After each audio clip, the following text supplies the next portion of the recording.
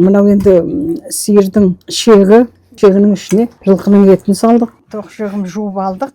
Мынау сиырдың тоқ шегі, артық майларын кесіп аламыз. Енді тағы да жуамыз.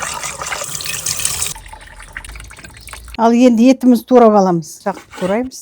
Етті тұздамаймыз, өзі тұздалған ет. Сарымсақ саламыз, қара бұрыш саламыз, қызыл бұрыш саламыз. Енді бәрін араластырамыз. Міне етіміз дайын тұрды. Тұз сіңіп бәрі специялар. Енді мына шектің ішіне саламыз. Көп салмаймыз, мінекей тығыз болмау керек, жарылып кетеді. Етті салып отырамыз да, сосын үстіне сарымсақты салып отырамыз. Мынау кәдімгі шұжық сияқты болып жатыр. Қазір пешке, осылардың бәрін пешке пісіреміз. Тапамен үстіне жабамыз.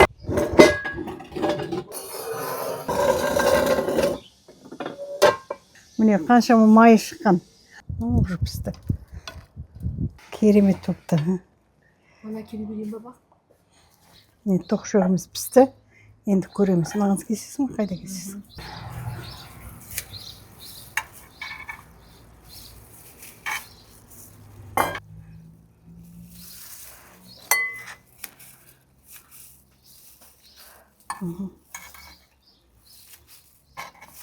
Алық суда. Sürdürüyor.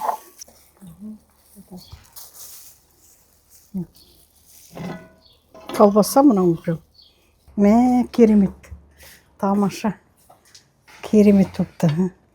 Жүп-жұмсақ. Бұның бәрін біз пешке пісірдік. Шегі дегенің керемет жүп-жұмсақ болған. Мынау тіпті үлкен несі. Үлкен жуан жағы. Сиырдың былайша қарағанда тоқшек қой. Тоқшек демейді, бұны қима дейді. Шекті де осылай бір тағам қып істеуге болады екен. Біз енді құры не қылмайық деп ішіне ет салдық. Осылай істеуге болады. Любой тамақты істеуге болады. Рахмет қарағандарыңызға. Біздің каналға жазылыңыздар.